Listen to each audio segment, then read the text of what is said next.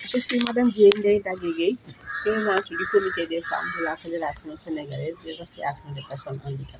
Présidente sortante. Présidente sortante, oui. Ok, vous passez le témoin aujourd'hui. En termes de bilan, qu'est-ce qu'on peut revenir à la tête justement de ce comité-là?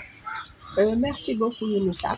Donc, après 25 ans, plus de 25 ans de militantisme au niveau du comité des femmes, nous avons pu relever vraiment le statut de la femme handicapée. Elle n'était pas connue. Elle n'avait pas de confiance en elle. Il nous a fallu sensibiliser les parents, mettre en confiance les femmes handicapées, les former pour qu'elles puissent porter leur propre plaidoyer et connaître leurs droits. Et je crois qu'à ce propos-là, nous avons également travaillé sur beaucoup de questions, comme les questions de violence basées sur le genre, avec un partenaire comme Unifem, avec Oxfam, avec aussi le ministère de la Femme et aussi d'autres partenaires. Nous avons aussi, avec le projet VLF, surtout, voix et leadership des femmes. Parce que depuis 1999 jusqu'en 2020, on était comme démembrement de la fédération. C'est avec l'avènement du projet VLF que nous avons pris notre destin en main. En étant une association autonome reconnue juridiquement. Et je crois que c'est ce que attendaient les partenaires. Plusieurs partenaires sont venus après et ont montré vraiment leur disponibilité à travailler avec nous. C'est ce qui fait que nous avons travaillé avec VLF sur beaucoup d'éléments concernant la bonne gouvernance des organisations. Nous avons aussi travaillé sur les questions de redevabilité, de capitalisation. Et nous avons aussi travaillé sur des approches intéressantes comme le leadership transformationnel, la masculinité positive. Et nous avons aussi pu décentraliser nos activités, etc. Je ne pouvais pas citer tout ce que nous avons pu faire avec le VLF. Il faut dire que vraiment c'est le VLF qui nous a ouvert la voie. Et après, nous avons eu aussi d'autres partenaires comme Oxfam dans son programme PCV. Nous avons formé beaucoup de leaders sur le plan national, sur le plan du leadership, de la communication, de l'appropriation des lois concernant les personnes handicapées. Parce que pour défendre ces droits aussi, il faut les connaître les lois. Donc je crois que tout ça, ça a été important. C'est un grand positif alors. Et aussi, avec IVP aussi, un partenaire aussi vraiment important pour nous.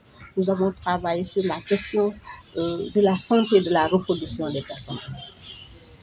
Un important programme vraiment qui a permis de faire des enquêtes, de toucher les acteurs de la santé, de toucher les collectivités territoriales, de dialoguer avec la CMU pour connaître vraiment ce qu'offre la CMU, etc.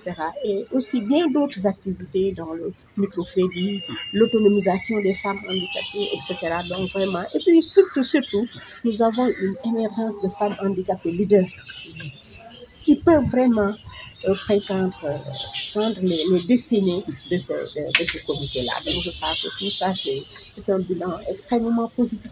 Donc après tout cela, vraiment, j'ai annoncé que je voulais solennellement me retirer après plus de 25 ans de militantisme au niveau des organisations. Et après avoir aussi préparé une relève, c'est ce qui est important. Je crois que la relève est assurée et on n'a qu'à vraiment les accompagner pour que la nouvelle équipe puisse renforcer ce que nous avons en termes surtout de textes juridiques en tant qu'association, mais surtout aussi d'explorer d'autres horizons pour que le comité puisse éclore vraiment. Justement, les défis qui attendent la nouvelle équipe, c'est quoi? Les défis qui attendent la nouvelle équipe, c'est que il faut renforcer, comme je l'ai dit, ce qui existe déjà, mais il faut aussi travailler sur d'autres thèmes, renforcer les thèmes qu'on vient de toucher seulement, renforcer tout ce qui est violence basée sur le genre, puisque nous devons mettre en œuvre un plan d'action que nous avons élaboré avec Unifem, ça il le faut. Nous devons aussi travailler sur la décentralisation, la formation de nos antennes, le renforcement de nos antennes. parce qu'au niveau du comité national, au niveau de la tête, tout le monde sait que ça va bien. Mais au niveau des pieds, au niveau des antennes, il faut dire que là, il y a de la matière à faire. Il faut aussi vraiment travailler sur la dynamique organisationnelle au niveau des régions, au niveau des départements. D'accord. Et pour ces nouvelles autorités qui viennent de s'installer il y a juste un mois et quelques jours, qu'est-ce qu'elles doivent faire pour vous? Pour ces nouvelles autorités, nous attendons beaucoup d'elles. Vraiment, le président Diomaye, son premier ministre Ousmane Sonko et toute leur équipe, sincèrement, nous attendons que la loi d'orientation sociale, cette loi qui a été adoptée en 2010 et qui comprend quelque chose comme 11 décrets d'application. On a eu pour l'instant que la signature de 3 décrets d'application et il faut dire qu'ils doivent vraiment mettre en œuvre réellement cette loi-là, vraiment accélérer le circuit pour que les autres décrets d'application puissent sortir et qu'ils puissent les signer, surtout les mettre en application. Parce qu'une chose est d'adopter des lois, une autre chose est de signer des décrets. Mais la chose la plus importante, c'est la mise en œuvre, l'application. Et c'est tout ce que nous attendons de ces nouvelles autorités. D'accord. OK.